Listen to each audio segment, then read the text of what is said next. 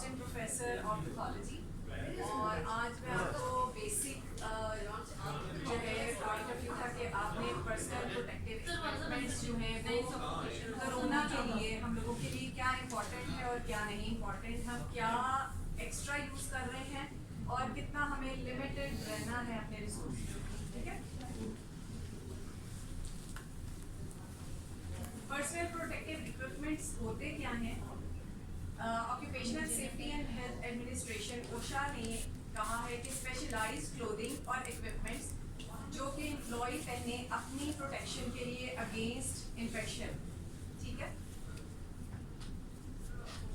सबसे पहले बताऊंगी कि स्टैंडर्ड प्रिकॉशंस क्या होते हैं। वो प्रिकॉशंस जो हमने हर पेशेंट के साथ करनी है, उसको वो चाहे कंफर्म केस है या सस्पेक्ट है। ठीक है, जिस तरह आपको पता है कि कोरोना जो है हम लोगों का अब पैंडेमिक डिक्लेयर हो चुका है, तो इसमें आप हर पेशेंट को सस्पेक्ट करेंगे कि वो कोरोना का पेशेंट है। ठीक है, उसके लिए आप लोग कंफर्म्ड केसेस की तरफ अपनी जाएंगे, यानी मैं भी वो सस्पेक्ट हो सकती हूँ और आप भी हो सकते हैं। तो उन सस्पेक्ट्स के लिए हमने अपनी प्रोटेक्शन के लिए क्या क्या इक्विपमेंट्स यूज़ करने हैं कि हम कोरोना से बच सकें। इन प्रिकॉशंस में जो सबसे इम्पॉर्टेंट चीज़ है वो हैंड हाइजीन है। ठीक है, आपने अपने हाथ बार बार धोने हैं। कोई भी प्रोसीजर करने से पहले, करने के बाद, वो आपको 5 मूवमेंट्स ऑफ हैंड हाइजीन हम बार बार बताते हैं। मैं उन डिटेल्स में नहीं जाऊंगी क्योंकि मुझे ज़्यादा डोनिंग एंड डॉफिंग के लिए कहा था कि हमें वो बताएंगे। लेकिन हैंड हाइजीन आपने हर, यानी आपको जब लगे कि आपने हाथ धोने हैं, बार बार उनको धोएं। अगर आपके पास वॉश बेसिन या सोप नहीं है तो आप हैंड रब्स लें। आपके जगह जगह जो है सैनिटाइजर्स लगे हुए हैं, और मुझे भी पता लगा था कि शायद सैनिटाइजर्स नहीं है तो लिक्विड सोप्स डाले हुए हैं, तो वो मेरे ख्याल में उससे बेहतर आप हैंड वॉश कर लें। खाली सोप मलने से कुछ नहीं होगा। ठीक है, तो जब तक आपके पास अल्कोहल बेस्ड हैंड रब्स नहीं होंगे, वो भी 70%, तब तक हैंड रब का फ़ायदा सिर्फ तब होगा। और हैंड हाइजीन अगर आपने वॉशिंग करनी है, सोप ही लेना है, तो फिर वाटर ज़रूरी है। ये चीज़ जो है वो बिल्कुल भी अलाउड है। दूसरी चीज़ आती है कि आपने यूज़ ऑफ PPEs कब करने हैं और किस तरह करने हैं और क्यों करने हैं। तीसरी, आपकी रेस्पिरेटरी हाइजीन और कफ एटिकेट्स आपको आने चाहिए। आपको अगर लग रहा है कि आपको फ्लू है, आप स्नीज कर रहे हैं या आपको कफ है, तो आपने अपनी आर्म जो है ये एल्बो, उसमें आप कोशिश करें, या फिर किसी, अगर आपको बहुत ज़्यादा यानी ग्लो के साथ आ रहा है तो किसी खुली जगह पे इस तरह यानी कंजेस्टेड जगह पे आपने जो है अपनी कफ और स्नीज नहीं करना। शार्प सेफ्टीज अभी यानी इन चीज़ों में कोरोना का इतना वो नहीं है, वो पेशेंट्स आप जब डील करेंगे तो आएगा कि आपने नीडल्स को किस तरह हैंडल करना है, किस तरह डिस्कार्ड करना है, और रीकैपिंग नहीं करनी उनकी, और जो आपका डिस्पोजेबल जो प्लास्टिक कंटेनर्स हैं उनमें डिस्पोज करना है। ठीक है, इन डिटेल्स में नहीं जाऊँगी मैं। Safety injection practices, sterilise instrument and devices, ये भी एक पूरी डोमेन अलग हो जाएगी, वो कोरोना से रिलेटेड अभी हम नहीं करेंगे। क्लीन एंड डिसइंफेक्टेड जो एनवायरमेंटल सर्फेसेज हैं, हाँ वो इम्पॉर्टेंट है, क्योंकि इसका है कि ये आपका सरफेसेस पर भी स्टे करता है और 9 डेज तक भी इसका रिपोर्ट हुआ हुआ है। जो स्टील आपकी रेलिंग्स या कोई भी आपकी स्टील की चीज़ें हैं उन पे। ठीक है, तो सिंपल जो आपकी क्लोरीन है 1%, 0.5% उसकी डाइल्यूशंस गवर्नमेंट ने भी लॉन्च कर दी हैं। आप उनके मुताबिक डाइल्यूशन बनाएं और उनको वाइप ऑफ करें। अल्कोहल से वाइप ऑफ कर सकते हैं। अल्फा गार्ड हॉस्पिटल में आ रहा है, उसकी डाइल्यूशंस बना के आप स्प्रे बॉटल्स के साथ स्प्रे करके उसको कॉन्टैक्ट टाइम दें और वाइप ऑफ कर दें। जिस डाइल्यूशन के साथ आप लोग बना रहे हैं वो एनी आप लोगों को बेहतर गाइड करेगी कि किस तरह आप लोगों ने डाइल्यूशंस में बनाया। इन्होंने किया था ये 1 लीटर में 15 ml डालते हैं, 15 मिनट्स के लिए स्प्रे करके छोड़ देते हैं, और फिर उसको वाइप ऑफ कर देना। आईसीयू के ये सब बताया। आईसीयू की बेड्स है कि ट्रॉलीज, हर चीज जो है वो आप काउंटर, इन सब को करना है। पेशेंट के और ये कांटेक्ट सिर्फ में है और आपके कांटेक्ट में है, नर्सिंग काउंटर तक ये सारी चीजें आपने वाइप आउट करनी है अपनी ड्यूटी से पहले भी और जाते वक्त भी। जितने भी आपके डोर हैंडल्स, जो हाई टच आपकी सबसे ज़्यादा ये आपकी कैबिनेट्स होती हैं, आप सबसे ज़्यादा जो सर्विलेंस में चीज़ें निकलती हैं वो नर्सिंग काउंटर से निकल रही होती हैं। तो इसलिए जो है आप सिर्फ कोरोना के लिए नहीं, ये स्टैंडर्ड प्रिकॉशंस हैं जो कि आपने हॉस्पिटल में करने ही करने हैं। ठीक है, इनसे आप परी नहीं है बिल्कुल भी।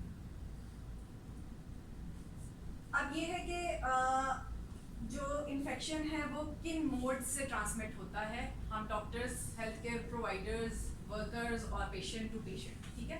उसमें आपकी कॉन्टैक्ट प्रिकॉशंस आ जाती हैं, ड्रॉपलेट और एयरबॉर्न, ठीक है। जो कोविड-19 है अभी तक उसका एयरबॉर्न प्रिकॉशंस का बिल्कुल भी जो है WHO ने नहीं माना कि ये एयरबॉर्न प्रिकॉशंस आपको करनी है या एयरबॉर्न ये आप लोगों को ट्रांसमिट होगा, ठीक है। ड्रॉपलेट कह रहे हैं कफ और स्नीज के साथ, और आप लोगों की कांटेक्ट के साथ भी, जाहिर है सरफेसेस पर है तो आप कांटेक्ट के साथ, तो हम लोगों को जो प्रिकॉशंस करनी है वो कांटेक्ट प्रिकॉशंस और ड्रॉपलेट प्रिकॉशंस करनी है। एयरबॉर्न जो है WHO उन प्रोसीजर्स में कह रहा है जिनमें एरोसोल्स जनरेट होते हैं, उसमें हमने कोविड-19 की जो प्रिकॉशंस है वो करनी है। अब आगे जो है हम लोगों के PPEs वो हमने कब पहनने हैं, क्या ज़रूरी है, कब हमने उनको किस तरह पहनना है और किस तरह उतारना है, हाउ टू प्रॉपरली डिस्पोज और डिसइंफेक्ट जो है हमारे PPEs उनको किस तरह करना है, और हमारी लिमिटेशंस क्या हैं। जो PPEs हम लोग यूज़ कर रहे हैं कोविड के लिए वो रेस्पिरेटर्स या face mask, I protection goggles, face shield, gloves and gowns, ठीक है। ये सारे PPEs हम लोगों के यूज़ हो रहे हैं। ये हम लोगों का हेल्थ डिपार्टमेंट से एक जनरेट हुआ था ऑर्डर जिसमें PPEs को हम लोगों ने कब कब और कहाँ कहाँ यूज़ करना है, ठीक है। तो मैं मेन फोकस ये करूँगी कि हम मिस यूज़ कहाँ कर रहे हैं अपने PPEs को। लेवल 1 पे वो लोग हैं जो जस्ट OPD या पेशेंट जो सस्पेक्ट हैं या कंफर्म्ड हैं उनकी OPD में बैठे हुए हैं, जर्नल इमरजेंसी या प्री एग्जामिनेशन ट्रेयर्स जो हम लोगों की इमरजेंसी में है वहाँ पर, ठीक है। इन लोगों का डायरेक्ट पेशेंट के साथ बिल्कुल भी कांटेक्ट नहीं है, 1 मीटर के या सोशल डिस्टेंस आपकी टेबल्स पे बना हुआ है, तो इसके लिए जस्ट आप लोगों का सर्जिकल मास्क इनफ है, ठीक है। आप लोगों ने N95 की नहीं डिमांड करनी। डिस्पोजेबल एग्जामिनेशन ग्लव्स अगर ज़रूरत है, अगर आप पेशेंट के कांटेक्ट में जा रहे हैं, लेकिन अव्वल तो जो हम लोगों का डेस्क बने हुए हैं उनमें पेशेंट कांटेक्ट कोई भी नहीं है, जस्ट उसको सोशल डिस्टेंस पे बिठा के उससे आप हिस्ट्री लेते हैं और उनको फिर आगे रेफर कर देते हैं ट्रेयर्स में, ठीक है। या जो आपका OPD हम लोगों का, मैं LGH का फ्लो भी बताऊंगी कि किस तरह पेशेंट्स जो है LGH में कोरोना के वो सर्कुलेट कर रहे हैं। साथ आप लोगों ने अपने हैंड हाइजीन ज़रूर करनी है OPD में, जिस डेस्क पे आप लोग कोरोना पेशेंट्स को सस्पेक्ट को और कंफर्म देख रहे हैं, ठीक है। लेवल 2 पर जो है वो disposable caps, disposable surgical mask, disposable gloves and sanitiser या सोप एंड वाटर, ठीक है। इनमें वो लोग आ रहे हैं जो ट्रेज में बैठे हुए हैं, जर्नल वार्ड्स में, शॉर्ट स्टे एरियाज में, रेगुलर लेबर रूम या ऑपरेटिंग थिएटर्स में, ठीक है। अभी ये पेशेंट जो हैं डायरेक्ट कांटेक्ट में नहीं है, यानी डायरेक्ट कांटेक्ट में पेशेंट्स वो हैं जो आइसोलेशन में पेशेंट्स को, एडमिटेड पेशेंट्स को ट्रीट कर रहे हैं। लेवल 3 पर आ रहे हैं वो लोग जो आइसोलेशन वार्ड्स में या पेशेंट्स को ट्रीट कर रहे हैं, HDUs में, ICUs में, या कोई इमेजिंग अल्ट्रासाउंड कर रहे हैं उन पेशेंट्स का, या कोई ऐसे प्रोसीजर्स कर रहे हैं जहाँ पर इंस्ट्रूमेंट्स की डीलिंग हो रही है, या आपके जो कंफर्म केसेस हैं उनकी मैनेजमेंट या ऑपरेशंस हो रहे हैं, ठीक है। उनको क्या चाहिए, उनको चाहिए disposable cap, N95 mask, Tyveks suit, disposable latex gloves and goggles, ठीक है। तो अगर मैं कहूँ आपने N95 गलत पहना हुआ है, ठीक है, जो सूट्स में मुझे डॉक्टर नज़र आ रहे हैं उन्होंने गलत पहना हुआ है, ठीक है। अपनी प्रोटेक्शन आप लोगों ने जो आम रूटीन में जो मैंने अभी तक देखी है वो यही है कि अगर आपको बहुत ज़्यादा लगता है कि आप हॉस्पिटल आ रहे हैं और वापस घर जाना है और आप लग रहा है कि आप कोरोना अपने यानी ऊपर लेकर जा रहे हैं, तो उसमें यही है कि आप अपने घर जाके कपड़े वॉश कर दें, सिंपल, ठीक है। उनको गर्म पानी में डिटर्जेंट डाल के जिस तरह नॉर्मल रूटीन में कपड़े धुल रहे हैं आप धो सकते हैं। इवन जो पेशेंट्स की भी गाइडलाइंस आई हैं, जो कंफर्म्ड केसेस हैं, उनके कपड़ों का भी यही है कि वो अपने कपड़ों को उतारें, झाड़ें नहीं, उनको रैप करें, और जिस तरह दूसरे कपड़े धुल रहे हैं उनको बहुत ज़्यादा एहतियात करनी है तो आप अलग करके नॉर्मल मशीन में या आपकी जो भी मशीन्स हैं रिकमेंडेड, जितना भी डिटर्जेंट है, गर्म वाटर है, उसमें आप धो सकते हैं, ठीक है। तो इतना ये अछूत नहीं है जितना हम लोगों ने इसको फियर क्रिएट करके बना दिया है। LGH का फ्लो जो है वो इस तरह है कि फिल्ट्रेशन डेस्क बने हुए हैं, एक गेट नंबर 3 पे और एक इमरजेंसी में। वहाँ का जो स्टाफ है वो just disposable caps, surgical mask, शुरू में N95 की बहुत शोर मचाया था, लेकिन हम लोगों ने अपने रिसोर्सेज भी लिमिट करने हैं, बेजा नहीं इस्तेमाल करने। और जो है जाहिर है 1 मीटर के बाद जब ये एयरबॉर्न है ही नहीं तो ड्रॉपलेट नीचे गिर जाना है, सर्फेसेस पे जाना है, ठीक है। तो आप कांटेक्ट को कर सकते हैं, अपने कांटेक्ट की सबसे बेस्ट प्रिकॉशंस है हैंड हाइजीन, हैंड वॉश करो, बार बार हैंड रब यूज करो, ठीक है। और डिस्पोजेबल ग्लव्स, ग्लव्स का मैं इसलिए एम्फसाइज नहीं करती कि हम ग्लव्स पहन के समझते हैं कि हम बच गए हैं और बाकी जो हैं सारे उनको हम बिल्कुल भी नहीं बचाते। इधर हाथ लगाया, उधर हाथ लगाया, लिफ्ट में हाथ लगाया, हैंडल्स खोले। आपके हाथ में अगर ग्लव पहन के आप खुद बच रहे हैं तो आप दूसरी जगहों पे उसको ज्यादा डाल सकते हैं, ठीक है। जब आपके बेयर हैंड्स होते हैं ना तो आप ज्यादा कॉन्शियस होते हैं, आप टचिंग कम करते हैं, कम से कम करते हैं, ये इंसानी साइकी है, ठीक है। तो ग्लव्स पहन के हम जो है वो हमारा खौफ जो है वो खत्म हो जाता है और हम बेजा टचिंग कर देते हैं। तो बेहतर ये है कि ग्लव जब तक आप पेशेंट को टच या कांटेक्ट नहीं कर रहे या कोई प्रोसीजर नहीं कर रहे तब तक बेयर हैंड्स रहे तो ज़्यादा बेहतर। उसमें आपको बार बार याद रहता है कि मैंने हैंड रब करना है, मैंने हाथ धोने हैं। ग्लव में आपकी ये जो थिंकिंग है, ये साइकी है, वो खत्म होता है। डेस्क जो है फिल्ट्रेशन डेस्क से अगर कोई पेशेंट सस्पेक्ट वो करते हैं तो एक पैरामेडिकल स्टाफ उसको लेकर जाता है रूम 70 में। रूम 70 में कंसल्टेंट्स बैठे हुए हैं। अब जो पैरामेडिक साथ लेके जा रहे हैं, ठीक है, उसको वो लोग N95 प्रोवाइड कर रहे हैं, उसको यूनिफॉर्म भी दे रहे हैं जो टाइवैक सूट है या जो जिस तरह भी वो जो गाउन दे रहे हैं, वो ग्लव्स, गॉगल्स और डिस्पोजेबल कैप, क्योंकि उसका टेन्योर पेशेंट के साथ ज़रा लंबा जा रहा है रूम 70 तक, तो बीच में कफ भी हो सकती है, स्नीज भी हो सकती है, पेशेंट के साथ कोई कांटेक्ट भी हो सकता है, कोई व्हील चेयर पे पेशेंट है, तो इस वजह से उसको जो प्रोटेक्शंस हैं और PPEs हैं वो ज़्यादा प्रोवाइड की गई।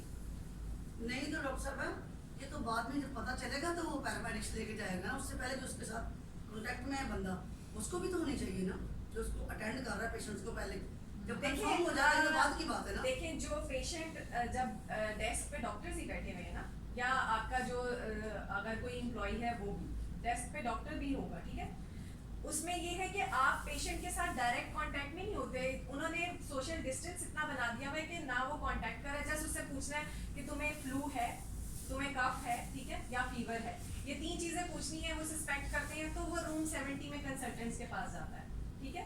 तो उस डेस्क पे उसको इतनी मेरे ख्याल में N95 दे रहे हैं, प्रोवाइड कर रहे हैं, लोग लेके बैठे हुए हैं, जैसे इन लोगों ने पहना हुआ है, पहन रहे हैं लोग, ठीक है, अपनी प्रोटेक्शन के लिए। लेकिन जो रिकमेंडेशंस हैं और जो हकाइक पे CDC की गाइडलाइंस हैं और WHO की गाइडलाइंस हैं, उनमें ये चीज़ें हम लोग वेस्ट कर रहे हैं, ठीक है। वो एग्री डिसएग्री वो हर कोई जो है अपने मुताबिक कर रहा है, क्योंकि पैनिक इतना ज़्यादा क्रिएट हुआ है। लेकिन जो गाइडलाइंस हैं उनमें ये है कि हम लोगों का अभी वो वाला सिनेरियो नहीं क्रिएट हुआ कि आप बेसिकली हम लोग वीडियोस देख रहे हैं चाइना की, इटली की, जहाँ पर इतना ज़्यादा वो फैला हुआ है कि लोग वो आम रूटीन में भी पहन के फिर रहे हैं, ठीक है। अब मुझे बताएं पेन्स में, ठीक है, एडमिटेड पेशेंट्स हैं जो नीचे आ जा रहे हैं, आप उनको भी सस्पेक्ट कर रहे हैं, लेकिन हम लोगों ने लॉकडाउन इसीलिए तो किया है कि कम से कम निकले ना लोग बाहर। लेकिन लॉकडाउन के बावजूद भी तो रेशो बढ़ ही रही है ना day by day.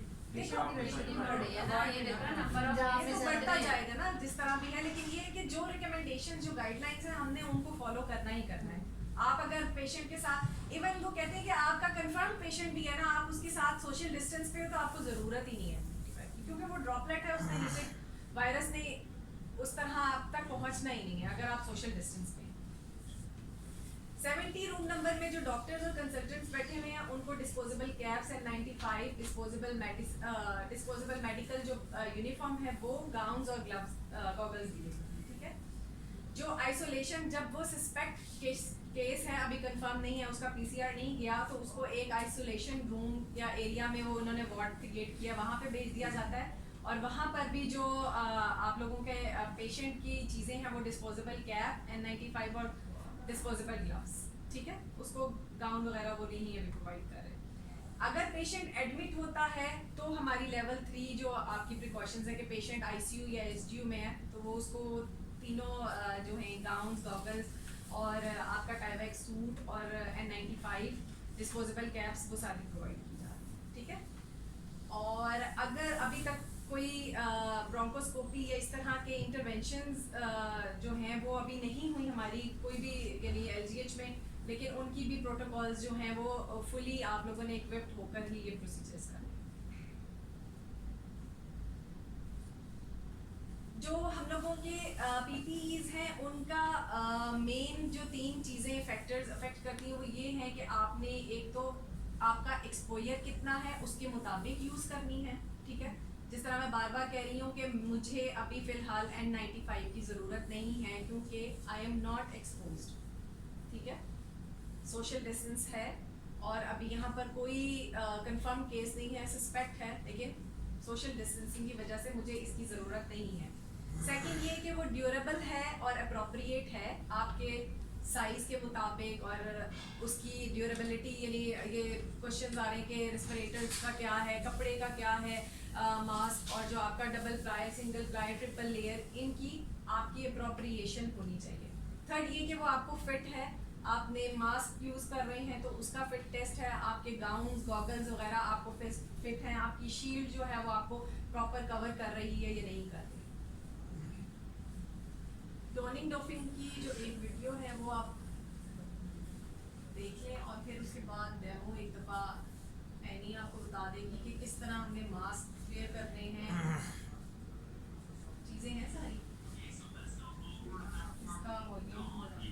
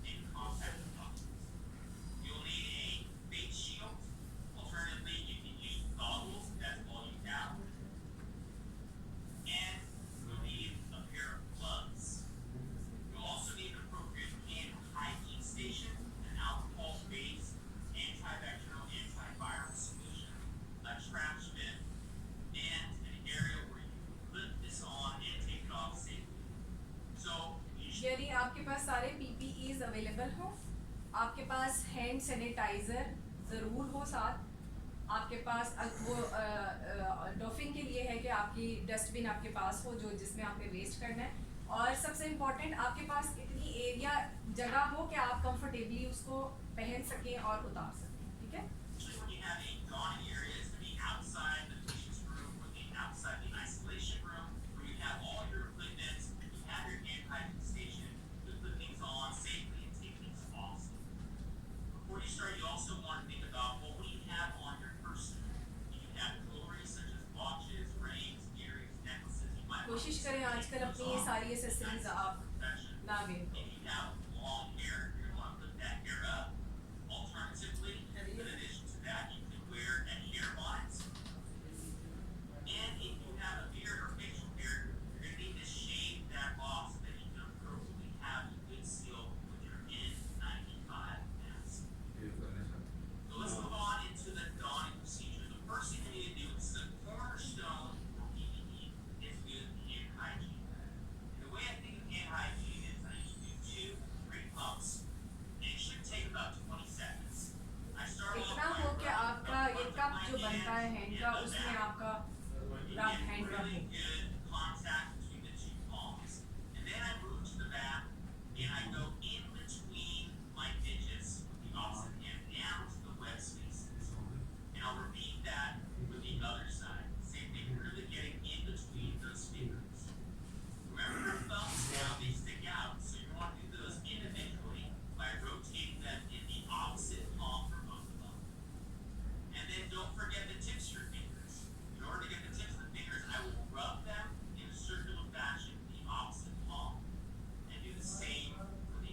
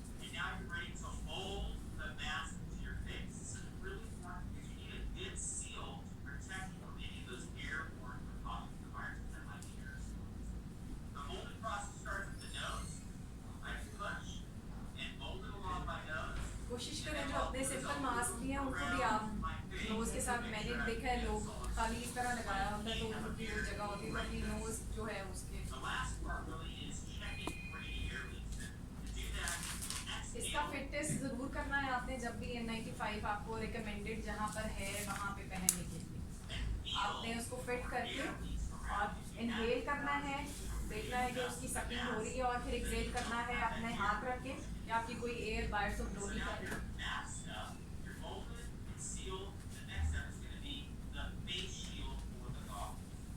If you're wearing goggles, pretty much put them on, the strap back.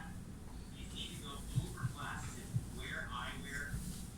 Typically though, you have face shields. Same thing with this, it has a padding that will go on the forehead. Take that strap, put it to the back, and tighten it to make that nice and snug. And the little part to make sure that the face shield comes all the way down below that आपके back. Forehead से चिन तक और आपकी पूरी sides को cover करना है। Contact with the hair slides on the skin. And finally, it's gonna be the gloves. So when I do the glove, I'll put my thumbs into the sleeve hole and just basically put your glove on with any gloves. And the key here is to make sure that you pull that glove above the cup of your sleeve so there's no skin showing between the glove and your gown. And that's why you have those little rings. It really ensures that you have that length covered up. A quick note in terms of the gloves, sometimes people will double glove. That way, if they're in with a patient and they have contaminated air, either sputum or bodily fluid, they can quickly remove those and have a clean version. That is not essential, and by all means do that. But if you do have contamination, realize always repeat that hand hygiene with the gloves on.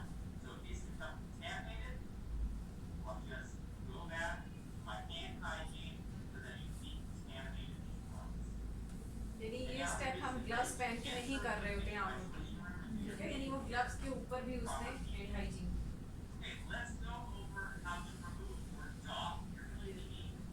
पहनना इतना मुश्किल नहीं है, उसको उतारना कि आपका जो PPE है वो किन किन जगहों से एक्सपोज हुआ हुआ है उन चीज़ों को और आपने उनसे अब बचना है। तो उतारना जो है वो आप देखेंगे हर स्टेप पे वो हैंड हाइजीन करेगा और फिर उतारेगा उसको, और हर चीज़ का उतारने का एक तरीका है प्रॉपर जो आपको खुद कांटेक्ट में नहीं लेगी। Before I go through those steps, I do want to talk you through what happens if you're in a patient and you get gross contaminated. First off, say your hands, right? You're gonna use your hands. Let's say you have bodily fluids that have gotten onto your glove and you need to continue taking care of the patient. By all means, take the time to decontaminate. So what you do would be take a wipe for the gross अगर आपके visibly soiled gloves हैं and repeat your hand hygiene. If you get double glove, this is a chance to remove that outer layer and again do hand hygiene. And now you're ready to continue taking care of the patient. You don't have to stop what you're doing. If for some reason the contamination is on your face shield or your mask, don't touch those. Leave those on until you're completely ready to remove all of your PPE and dump. You should be readjusting your mask or your face shield while you're in that high risk kind of setting where you don't want to contaminate. You really should stay in place once you're home. But now let's say you are done being in that patient's room or in that isolation room and you're ready to remove them. Most of the removal of everything except your mask is going to happen inside that room, usually at the door where you throw it away. You may have a decontaminated site right outside of that room. That's fine, but just realize you want to keep that mask on until you're outside of the isolation room. Because the airborne जो आपका है mask वो यानी air bond के लिए ये है कि आपने जब पेशेंट के कमरे से निकल जाएंगे तब आपने मास्क उतारना है, मास्क डॉनिंग और डॉफिंग में पहले नहीं उतारना, are what this is going to be protected. वो फिर लास्ट में। So you're inside the room and you're ready to doff your equipment like the trap. You're in that protect area, you're ready to doff. The first thing that's going to repeat over and over again is hand hygiene. So on gloves, we're going to do on 20 seconds of hand hygiene. Once that's completed,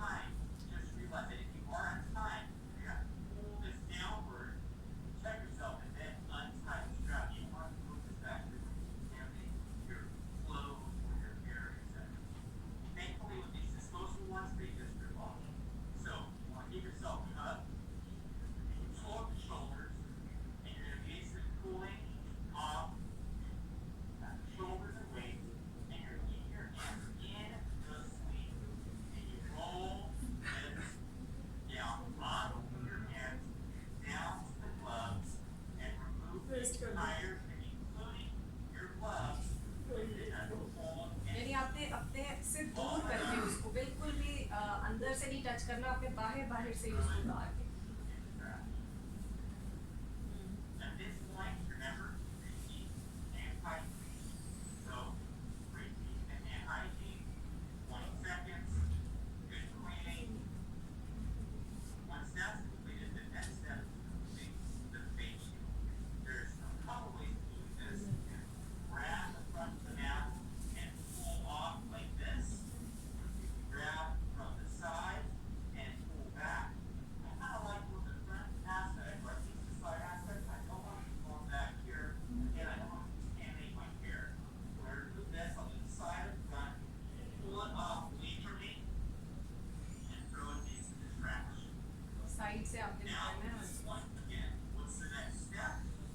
And hygiene. Right? Repeat your hand hygiene. Each step is every time you remove something, maybe become a risk of contamination. Once I've completed my hand hygiene, I can now either leave that dirty space, either the room with the contaminated, but with my mask on, so then I remove that in the same area where there is no risk of aerosolized droplets that may be failed with. Okay, so once you remove yourself from the isolation room or the phase where there's no risk of any aerosolized virus or infectious particles, you can now safely remove your N95 mask from the rest of the room. So before you do this step, you're going to want to again repeat your hand hygiene, right? Make sure your hands are as clean and decontaminated as possible. 20 second procedure. I'm not going to go through the whole बस thing. खत्म होने वाली Once you have your hand hygiene, Naila, wait. you're now ready to remove the mask. What I'll do for this is I'll bend slightly काफी over. Sufficient But करना my intention, what I'm going to do is I'm going to grab the lower strap first, pull it over my head, reverse में जाएंगे पहले use हमने that strap, and now I'll उसको grab बाद में किया था आप the पहले straps here. और आपने मास्क फ्रंट साइड को नहीं टच करना और उसको just And you have mask hanging. And then you can just throw it right into the trash can. I'll take something to remove the hair from it, and then you're going to wrap up the jogging procedure with good hand. And so 20 seconds of really making sure you're cleaning your hands to decrease the sweat infection. If there's a safe soap and water, I'll take this opportunity to use it and really wash myself up to the floor, etc. And now I'm done. I protected myself.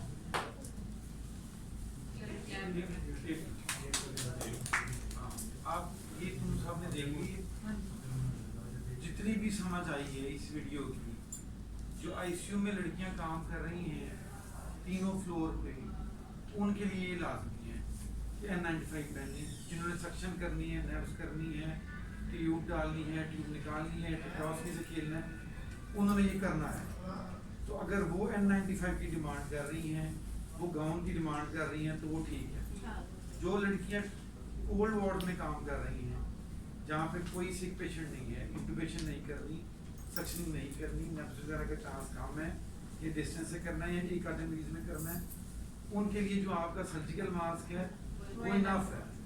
लेकिन उसके enough होने के साथ जो लाजमी शर्त है वो ये कि हर 15 से 20 मिनट बाद आप अपने हाथ धो रहे हैं, तो आपको और इससे ज़्यादा जरूरत क्योंकि नहीं। जो कॉन्टैक्ट प्रिकॉशंस हैं वो आपके जो पेशेंट MRSA के हैं, VRE के हैं, क्लेब, सूडो, PDR, एसिनेटो जो चल रहे हैं वो कॉन्टैक्ट प्रिकॉशंस में आते हैं। तो कॉन्टैक्ट प्रिकॉशंस की सबसे बेस्ट वो चीज़ जो है बात- ग्लव्स से भी बेहतर। जब तक आप कोई निडल प्रोसीजर नहीं कर रहे, आपका हैंड हाइजीन है, आप पेशेंट को टच करने से पहले भी और टच करने के बाद भी। हाँ, अगर आप उनकी कोई स्क्रीशंस, बॉडी फ्लूइड्स वगैरह से डील कर रहे हैं या उनको करवट दिलवाने के लिए, ये जो भी, उनके लिए आप ग्लव्स यूज़ करें। लेकिन अगर आप उनकी फाइल्स को टच कर रहे हैं, मेडिसिन कर रहे हैं, तो आप हैंड हाइजीन जो है ना वो अपनी ज़रूर। इसी तरह ग्राउंड फ्लोर पे जो यूनिट ऑन कॉल होगा, जिसने इमरजेंसी से पेशेंट रिसीव करने हैं, ऑपरेटिव साइड पे भी और कंजर्वेटिव साइड पे भी, जिस लड़की ने पेशेंट को रिसीव करना है इनिशियली, उसके लिए ये ज़रूरी हो सकता है। जो बाकी लड़कियां अगर वो सिर्फ फेस मास्क लगा लें, कैप डिस्पोजल पड़ी होती हैं वो पहन लें, शू कवर पहन लें और हैंड्स वॉश करती रहेंगी, तो दे आर सिक्योर। समझ आ गई बात? जो पिछले 3 दिन से हम ड्रिल कर रहे थे वो सिर्फ एक था कि हमें पता चले कि हमने कुछ करना है। अब समझ आ गई करना क्या है। हर एक में 95 नहीं चाहिए, हर एक ने डिमांड भी नहीं करनी, क्योंकि ये आप 6 घंटे पहन सकते हो, 6 घंटे बाद आपने इसको उतारना है, अदरवाइज ये आपके लिए हैजर्डस है। उसके बाद 6 घंटे उतार के आपने इसको 3 दिन के लिए या छोड़ देना है, या इसको अपने वेस्ट करना है, या इसको डिसइंफेक्ट करने के तरीके वो आप लोगों से नहीं होंगे, ठीक है। तो N95 की डिमांड करना बहुत इजी है और उस पर काम करना उतना ही मुश्किल है। तीसरी चीज, हर वो चीज़ जो आप उतार रहे हैं आपने अपने बॉडी से दूर रह के उतारनी है, उसको उल्टा फोल्ड करना है, और हर स्टेप पे हैंड सैनिटाइजर रखना है। वो आप स्पिरिट यूज कर लो, हैंड सैनिटाइजर यूज कर लो, सीलियम यूज कर लो, अल्कोहल यूज कर लो, जो कुछ भी है कर लो। अगर हैंड वॉश कर सकते हो तो बहुत अच्छी बात है, हैंड वॉश कर लो। समझ आई इस बात? अब ये नहीं कि हर स्टाफ के अच्छा किसी का नहीं दिल कर रहा, कहते नहीं मैंने तो भाई पूरा तैयार होना है, वो अगला इशू है। कोई बात नहीं, वो करे, जो कर सकती है वो करे, क्योंकि इस तरह तैयार होके 8 घंटे ड्यूटी करना, इस आप 2 घंटे भी नहीं कर पाओगे, क्योंकि हमारी रूटीन नहीं ये जो है ना 8 घंटे में आपने ना मोबाइल पकड़ना है, मैं उस पे आ रहा हूँ, ना आपने खाना खाना है, ना आपने पानी पीना है, ना आपने वॉशरूम यूज करना है। अगर ये किट में से आप इस ड्रेस में से एक दफा बाहर आ गए तो इट मींस कि वो खत्म हो गया ड्रेस, तो वो अब आपके लिए फिर हो सकता है दूसरी किट ना हो, फिर तो आप एक्सपोज हो गए ना। सो लिहाजा चाइनीज ने इस तरह किया था, उन्होंने 8 से इसको फिर जब ज्यादा हुआ है बर्डन तो उन्होंने 6 घंटे पे कर दिया, लेकिन 6 घंटे की भी शर्त वही है कि ये करें, और उस दौरान जो सबसे ज्यादा हम करते हैं कि हम अपना मोबाइल जो है वो साथ रखते हैं। जब आपने सूट पहना हुआ है, आपने ग्लव्स पहने हुए हैं, तो कोशिश करें कि आप अपना मोबाइल ना यूज करें, क्योंकि मोबाइल जो है ना वो आपसे नहीं जो है ना सैनिटाइज होगा। मैंने इनको वैसे बता भी दिया था, जो हमारे पर्सनल प्रोटेक्टिव इक्विपमेंट है ना, यही हमारा सोर्स भी है। अगर हम इसको सही तरीके से नहीं करते तो यही हमारा सोर्स ऑफ इन्फेक्शन हो जाता है, क्योंकि जब हम ग्लव्स पहनते हैं ना तो हाईली कॉन्टामिनेटेड हमारे ग्लव्स होते हैं जब हम पेशेंट को उससे नर्सिंग केयर करते हैं या कोई भी प्रोसीजर्स करते हैं, ठीक है ना। अगर हमने इसको सही तरीके से रिमूव नहीं किया और वो हमारे हाथ पे लग गया, तो मेरे जहन में ये था कि मैंने ग्लव्स पहन के किया है, मेरे हाथ साफ है, मैंने हैंड हाइजीन हैंड वॉशिंग करनी नहीं है, जबकि मैंने वो सही तरीके से रिमूव नहीं किया, वही सोर्स बन गया इन्फेक्शन का और मुझे इन्फेक्शन हो जाएगा। जो पर्सनल प्रोटेक्टिव इक्विपमेंट है यही हमारे सोर्स ऑफ इन्फेक्शन भी है। और इस सब का फायदा तब होगा जब आप अपने काउंटर्स को एवरी 6 आवर्स डिसिप्लिन कर रहे हो, काउंटर के साथ बेड, ट्रॉलीज, आपका जो सर्जिकल किट है, जो इंट्यूबेशन का सामान है, जो वेंटिलेटर्स के हैंडल्स हैं, जो उनके बटन्स हैं, वो हर 6 आवर्स पे करना है। डॉक्टर ऑफिस को, नर्सिस ऑफिस को करवाना है, और इतना मुश्किल नहीं है, जस्ट आप स्प्रे बॉटल आपके कांटेक्ट में कम से कम चीजें हैं ना, आप उसे वाइप करेंगे।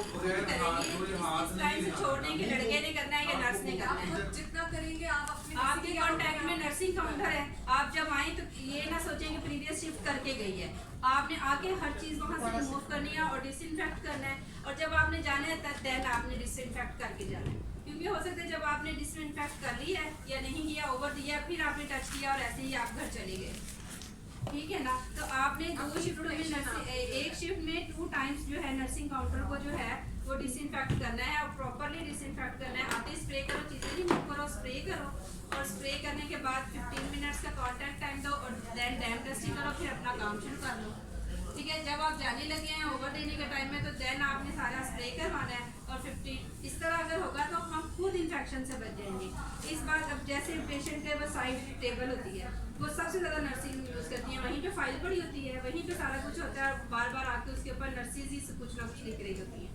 ऐसे ही है ना, हमारी लड़ाई ये है कि लड़के नहीं है, लड़के सफाई करेंगे, डस्टिंग लड़के करेंगे, डस्टिंग लड़कों से करवा लो, लेकिन अपने कॉन्टैक्ट में जो चीज़ें हैं वो खुद वाइप करो।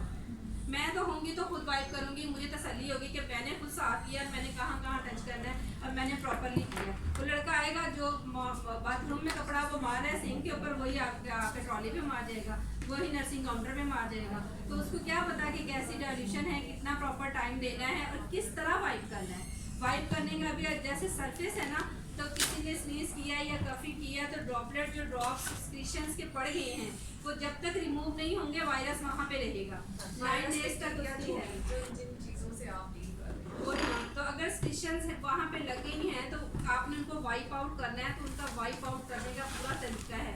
यूं करके एक कपड़ा लेके नहीं करना होता, उसकी तहें बनानी होती है। तहें बना के और एक तरफ से आपने ऐसे वाइप किया है ना, फिर उसको अंदर की तरफ फोल्ड करें, फिर दूसरी तरफ से एक वन साइडेड यहाँ से शुरू करना है, वहाँ पे खत्म। यूं यूं यूं यूं ऐसे करेंगे ना जैसे घर में सफाई करते हैं। फिर वहाँ से वाइप आउट उस वायरस ने नहीं होना, बल्कि वो ज़्यादा फैल जाएगा। एक जगह पे था, आपने पूरा उसको फैला दिया, ठीक है। यहाँ एक सरफेस से लेके ऐसे, फिर उसको हमने अंदर की तरफ कर लेना है। फिर ऐसे इसकी 8 तहें बनती हैं उस वाइप की, जो एक रुमाल होता है ना, उसकी आप 8 तहें बना लें और उसको अंदर करते जाएं। एक तरफ करें, फिर उल्टा के दूसरी तरफ से करें, फिर उसको अंदर करेंगे, आपको 2 सरफेसेस मिल जाएंगी। जैसे रुमाल को नहीं करते, इसी तरह आपने उसकी सरफेस बनानी है। 8 दफ़ा आप उसको एक रुमाल से साफ कर सकते हैं, फिर या तो उसको धुलवा लें या फिर नया आप वाइप ले लें। और इसी तरह उसको करके बड़े बड़े वाइप आ रहे हैं, इतने इतने तो होते हैं, उसको आप कर लें और इस तरह करके वन साइडेड आपने उसको सफाई करनी है। एक तो ये है, दूसरा ये कि PPE जो आप बहुत सारी इसमें जो बातें थी वो अच्छी थी। हैंड हाइजीन में से 2 स्टेप्स जो है वो गलत किए हैं। 6 steps दो इसमें जो 2 स्टेप्स थे ना, वो जो रिकमेंडेशन है ना WHO की, वो उसने कम किए, गलत किए हैं। कौन कौन से किसी को पता है, किसी ने नोटिस किया? rotation उसने पहले नहीं, किया नहीं, है। इसने हम ये सारे rotation पहले की। गलत किया है। एक उसने जो यूं यूं किया है ना, ये यूं यूं नहीं है, ये हाँ यूं जी। भी है। ये सरफेस उसने क्लीन नहीं की, जी ये वाली, ठीक है। तो आपने यूं ये करना है, ये इधर से यूं, ठीक है। इसने यूं यूं किया है, तो ये जो सरफेस है ना, ये इसने छोड़ दिया, तो आपने यूं यूं ये हैंड रबिंग करनी है। जो एरियाज मिस हैं, स्टेप्स क्यों बने हैं कि जो एरियाज हमारे मिस होते हैं ना, वो मिस ना हो, ठीक है। एक ये और एक ये जो उसने यूं किया है ना, ये ऐसे नहीं है, ये यूं है, ताकि जो ये एरिया है ना, ये रिस्ट तक आपका ये एरिया कवर होना चाहिए, ये, ठीक है। ये इस तरह जब आप CDC की गाइडलाइंस में स्टेप्स देखेंगे ना, तो उसकी यूं है, यूं नहीं है, ये गलत तरीका है। कुछ लोग यूं भी करते हैं, ये गलत तरीका है, ये है, ठीक है। एक ये और एक ये 2 स्टेप्स आपने बड़े ध्यान से करने हैं और बिल्कुल इसी तरह करने हैं जैसे मैं बता रही हूँ, ठीक है। अब इसी तरह ये डॉनिंग डॉकिंग जो है ना, इसके भी काफ़ी तरीके हैं। आसान तरीका इसका ये है, जो मैं आपको बता रही हूँ, वो ये है कि 3 तो आपके प्रोटेक्टिव इक्विपमेंट फेस पे ही हैं। कौन कौन से? आई शील्ड या आप गोगल जिसको कहते हैं वो, ठीक है, और कैप और मास्क, 3 तो इधर हो गए, ठीक है ना। तो अगर आपने हैंड हाइजीन कर ली है, तो सबसे पहले आप ये लगा लें, क्योंकि फेस हम बार बार नहीं धो सकते। हाथ को हैंड हाइजीन कर सकते हैं, लेकिन फेस के ऊपर तो सैनिटाइजर नहीं लग सकता, या फेस के ऊपर हम उसको बार बार धो नहीं सकते। तो हमने जो फेस वाली चीज़ें हैं वो पहले आप ऑन कर लें, ठीक है। उसके बाद फिर आपने क्या करना है, गाउन पहनना है, फिर आपने ग्लव्स पहन लेना है। अब बिल्कुल इसी तरह उलट कर दें, जब आपने डॉफिंग करनी है, जब इसको ऑफ करना है, तो क्या करना है? सबसे पहले क्या करेंगे, हाईली कंटामिनेटेड, अब हमारी क्या चीज़ है, मैंने पहन लिए, प्रोसीजर कर लिया। अब जो हमारी हाईली कंटामिनेटेड चीज़ें हैं वो कौन सी हैं? जो हमारे हाथ हैं, जो ग्लव्स पहने हुए थे। तो अगर अब मैं ग्लव्स नहीं उतारती सबसे पहले और मैं मास्क उतार लेती हूँ, तो सारा इन्फेक्शन तो मैंने खुद ही अपने फेस पे दे दिया, ठीक है। फेस तो मैं धो भी नहीं सकती। तो सबसे पहले हमने क्या करना है, ग्लव्स रिमूव करने, ग्लव्स उतारने का तरीका है। जैसे उसने एप्रन उतारा है ना, इसी तरह ग्लव्स का जो कंटामिनेटेड होगी ना जगह, ठीक है, उसको आपने उतारना है यहाँ से। एक ग्लव्स पहना हुआ इधर, एक ग्लव्स पहना हुआ इधर, यहाँ से आपने उतारना है, क्योंकि आप बॉर्डर पे नहीं जाएंगे। बॉर्डर पे जाएंगे तो रिस्ट पे लगेगा या आपके इसके ऊपर लगेगा, ठीक है। और रिस्ट वॉच भी आजकल अलाउड नहीं है, बल्कि ये तो 20 सालों से नहीं है, ठीक है। पॉकेट वॉच है, हम लोगों को कोविड ने काफी जो है ना, ठीक है। ये फुल स्लीव्स अलाउड नहीं है, 1/3 कर दी हुई हैं, बल्कि इंडिया में और जो दूसरी कंट्रीज हैं, इस्लामिक पॉइंट ऑफ व्यू जहाँ पे इतना नहीं चलता, वहाँ पे तो बिल्कुल 1/3 है। ये क्या हाफ स्लीव हमारे जो हैं वो यहाँ तक कर दिए थे, क्योंकि पहले कफ होते थे यूनिफॉर्म के, कफ उन्होंने कटवा के वो सारे गीले हो जाते थे, फिर उनका 1/3 कर लें। तो यहाँ तक रिकमेंडेड है, ताकि आपका जितना एरिया एक्सपोज होगा, आपके कपड़े, हाँ, उसको वॉश कर सकते हैं और आपके कपड़े जो हैं वो ठीक रहेंगे। बाज़ औक़ात मैंने देखे लड़कियों को यहाँ पे सालन भी लगा होता है, ब्लड भी लगा होता है, सब कुछ लगा होता है, लेकिन यहाँ तक होगा तो हम इसको आसानी से धो सकते हैं, ठीक है। तो कोशिश करें जो नई यूनिफॉर्म बनवाई वो यहाँ तक हो, अपने उस प्रोटेक्शन के लिए। कोई भी आपको मना नहीं करेगा, ठीक है। यहाँ तक तो वो तो ऐसे हो ही जाता है। तो गलत है ना। आप ऐसा करोगे तो आपने बॉर्डर को तो पहले ही टच कर लिया, तो वो भी आपको इन्फेक्टेड हो गया, फिर वो बार बार नीचे गिरेगा, फिर प्रोसीजर के दौरान उसको आप ऊपर करोगे, ये बिल्कुल भी ठीक नहीं है। ठीक है, आप अपने फिटिंग वाले रखवाओ, बटन वाले हों या ना हो, फिटिंग वाले हों या बता रहे हैं जो नीचे आए ही ना ऊपर करने पड़े ना नीचे करना पड़े। ठीक है, समझ आ गई है। पहले आप फेस के ऊपर जितनी चीजें हैं वो तीनों आप कर लें, फिर एप्रन पहन लें और उसके बाद आप ग्लव्स पहन लें। ये डोनिंग है।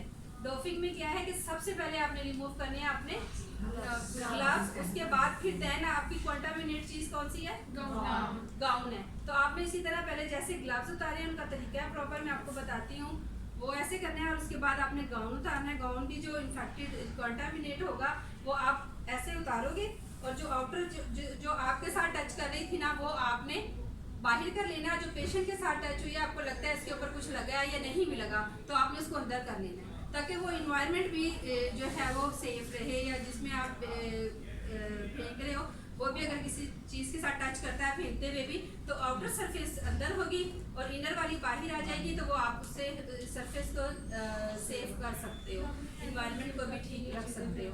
सही है। उसके बाद आपने हैंड हाइजीन करनी है। हैंड हाइजीन करने के बाद फिर आपने जो फेस के ऊपर चीज़ें लगाई हुई हैं वो उतार लेनी है। और उसमें सबसे पहले आपने क्या उतारना है हैंड हाइजीन करने के बाद?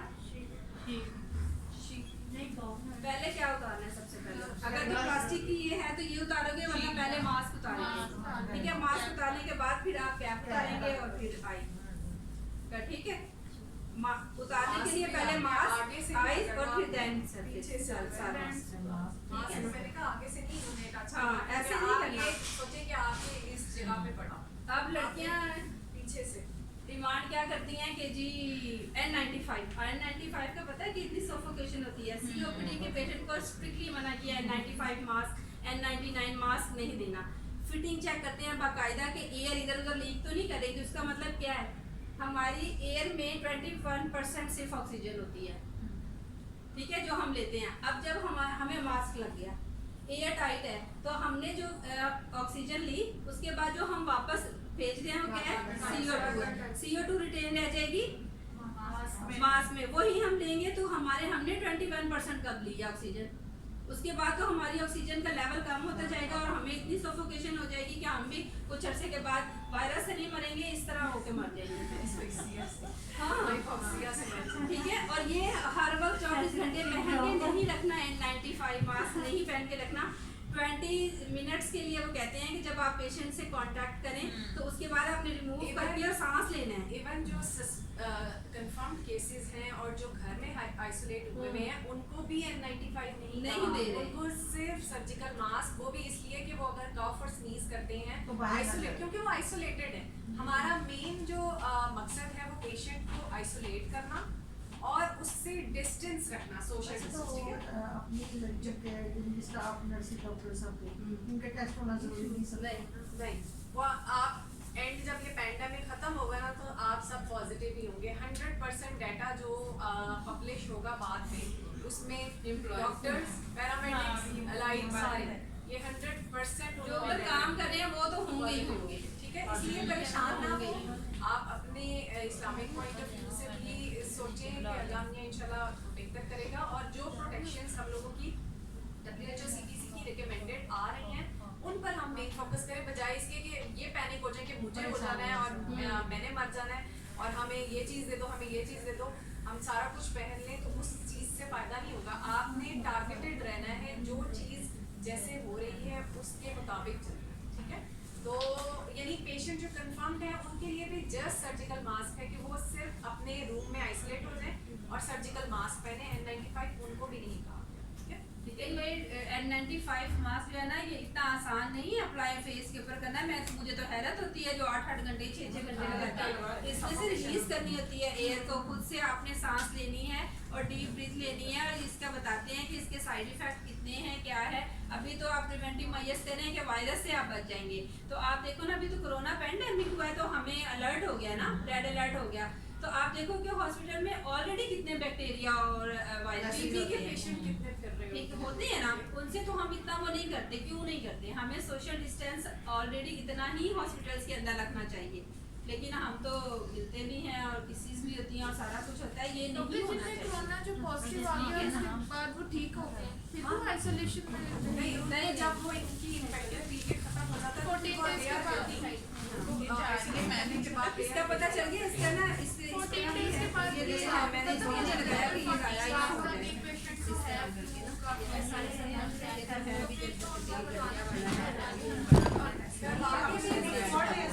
आगे भी जब तक वो सिम्पटोमेटिक नहीं है उसको हॉस्पिटलाइजेशन की जरूरत ही नहीं है, यानी पेशेंट्स को आप घर पर ही कोई स्ट्रीम और ना ये पैनिक, बस वो पैंडेमिक की डेथ्स देख ली और आप देखोगे जो सीजन